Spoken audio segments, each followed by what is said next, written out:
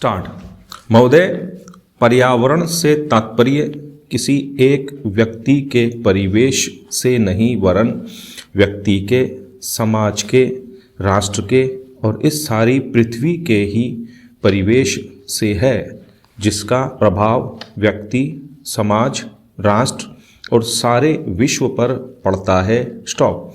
पर्यावरण से तात्पर्य पेड़ पौधों, नदी, पहाड़ या किसी तंत्र विशेष से नहीं वरन उस समग्र वास्तविकता से है जिस पर मानव मात्र का अस्तित्व और उसका संपूर्ण आध्यात्मिक एवं भौतिक विकास निर्भर है। स्टॉप।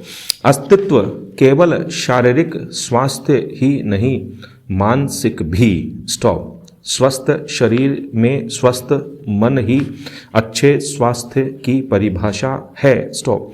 शारीरिक स्वास्थ्य हमारे आहार पर निर्भर है, जिसका स्रोत इस पृथ्वी का जल, थल, वायुमंडल है। स्टॉप। मानसिक स्वास्थ्य भी प्रकारांतर से इन्हीं पर निर्भर है, क्योंकि जैसा खाए अन्न वैसा बने मन। स्टॉप। स्वस्थ जीवन पर सबसे अधिक प्रभाव हमारे चिंतन का, हमारी परंपराओं का और उन सब परिस्थितियों का पड़ता है जो हमारे ऊपर आरोपित हैं या की गई हैं या की जा रही हैं। स्टॉप। इसलिए पर्यावरण या परिवेश में जल, थल, वायु ही नहीं बल्कि वे सारे घटक महत्वपूर्ण हैं जिनका कुछ भी प्रभाव हमारे जीवन पर, हमारी क्रियाशीलता पर पड़ता है, जैसे हमारे विचार, हमारे आचरण और हमारी परंपराएं एवं संस्कृति आदि। स्टॉपेरा। सदा से मानव की आकांक्षा उन्नति और विकास की रही है। स्टॉप।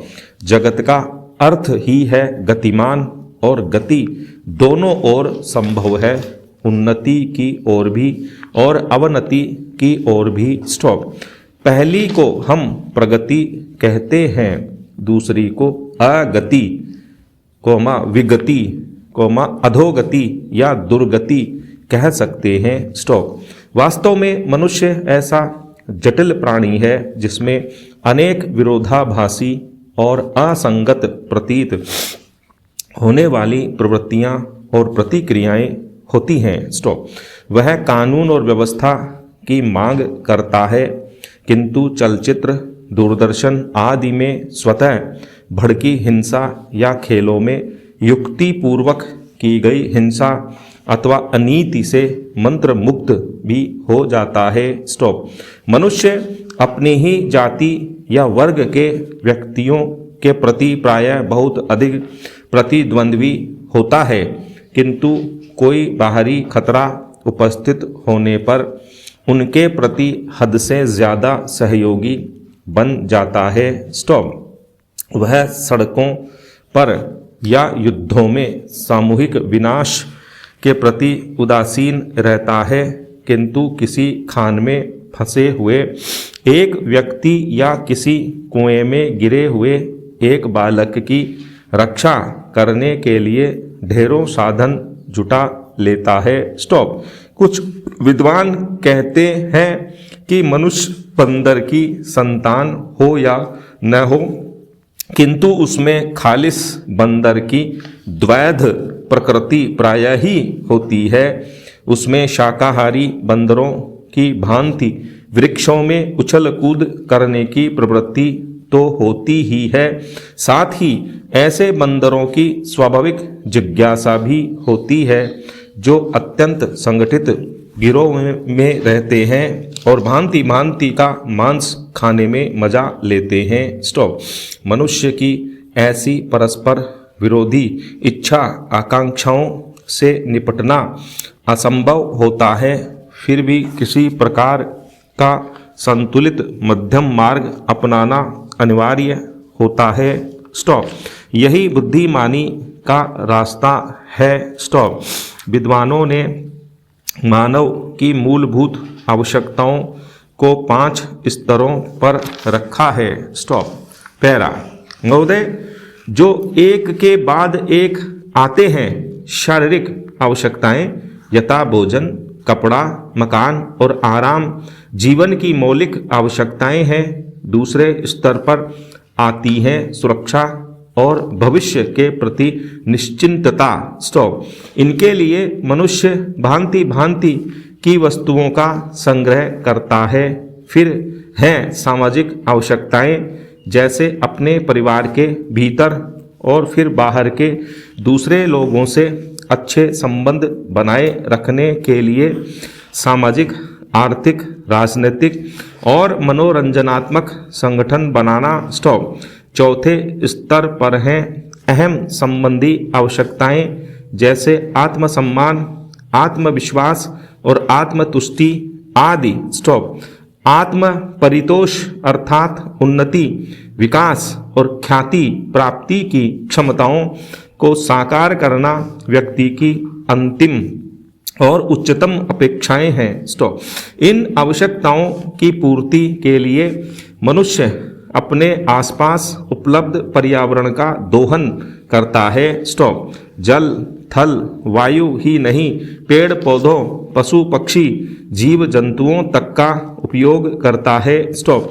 सभी शक्तियों का, यहाँ तक कि सबल व्यक्ति अपने से निर्बल व्यक्तियों तक का दोहन करता है, जो शोषण की सीमा तक पहुंच जाता है। स्टॉप। इसके लिए भांति भांति की तकनीकें खोजी और अपनाई जाती हैं। स्टॉप। प्रौद्योगिकी ने मनुष्य को भांति भांति की आवश्यकता की वस्तुएं अभूतपूर्व प्रचुरता से देकर संतुष्ट किया है और आवश्यकता की सीमा रेखा भी खिसकाई है। स्टॉप। विलासिता और सजावट की ऐसी सामग्री भी दी है जो अब बहुत कुछ आवश्यकताओं में गिनी जाने लगी है। स्टॉप।